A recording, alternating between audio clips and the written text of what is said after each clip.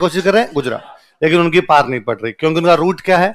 गजनी मतलब अफगानिस्तान, अफगानिस्तान से पाकिस्तान, पाकिस्तान में आते थे पंजाब, पाकिस्तान में पंजाब दो है ना, आधा पंजाब पाकिस्तान के पास आधा, तो वो पाकिस्तान वाले पंजाब, पाकिस्तान वाले पंजाब से अपना पंजाब, अपने पंजाब से राजस्थान, राजस्थान से गुजरात। पर जैसे ही पंजाब से राजस्थान में घुसते आगे अजमेर आता, अजमेर में चौहान बैठे, चौहान उनकी पार पड़ने नहीं देते।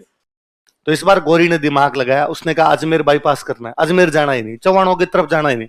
तो क्या तरीका है कि अफगानिस्तान से पाकिस्तान, पाकिस्तान में पंजाब नहीं, पाकिस्तान में सिंध, पाकिस्तान में सिंध, सिंध से सिरोही, सिरोही से गुजरात, अजमेर बाईपास हो गया। सिंध इधर इधर वाले पाकिस्तान में पड़ता, इधर इधर निकल जाएंगे अपने, तो अपने को अजमेर की तरफ जाने की आवश्यकता नहीं, तो अजमेर बाईपास कर रहा हो, तो सिंध से सिरोही की तरफ होते हुए गुजरात जाना चाहता है। गुजरात का राजा कौन है?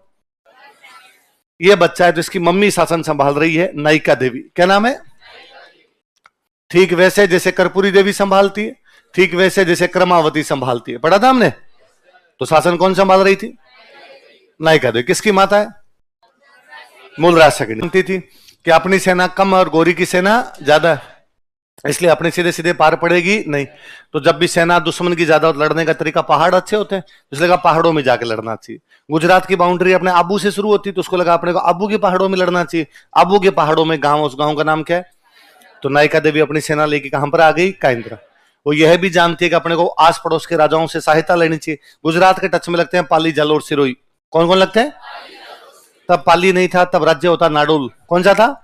नाडोल का राजा कौन है? कैलन। जालोर का राजा कीर्तिपाल। तब सिरोही नहीं था, आबू, आबू का राजा सारे इसके साथ। आगे बात समझो।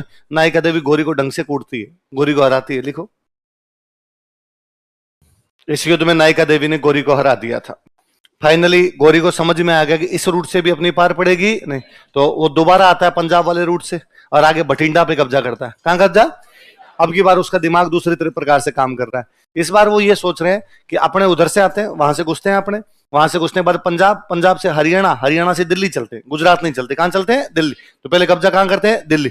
लेकिन दिल्ली पे कब्जा करके बैठ गया पृथ्वीराज, इसलिए पृथ्वीराज ने उनको पंजाब क्रॉस करते हरियाणा में रोक के त्राइन के युद्ध से वापस भगा दिया। लेकिन दोबारा वो त्राइन वाले शहर इस बार कहां कब्जा कर गए? दिल्ली। दिल्ली पे जब कब्जा हो गया तो वो छोड़ के गया कुतुबुद्दीन ऐबक को। किसको? फिर ऐबक ने गुजरात पर अटैक किया। ऐबक ने कहां अटैक किया? तो धारावर्ष फिर गुजरात वालों की सहायता करता है। फिर ऐबक मर गया। ऐबक के बाद राजा बना इल्तुतमिश। कौन बना? उसने फिर गुजरात पर, गुजरात लूटपाट वाली जगह थी, पैसे के लिए आते थे यहाँ पे, फिर अटैक किया। इस बार फिर धारावर्ष ने सहायता की। तो धारावर्ष 3 सुल्तानों से लड़ा है, गौरी, ऐबक, इल्तुतमिश। कौन कौन से? गौरी वाला बहुत फेमस युद्ध है, उस युद्ध का नाम क्या है? काइंद्रा। बाकी 2 के खिलाफ और लड़ा है। किस किस के? कुतुबुद्दीन ऐबक और इल्तुतमिश।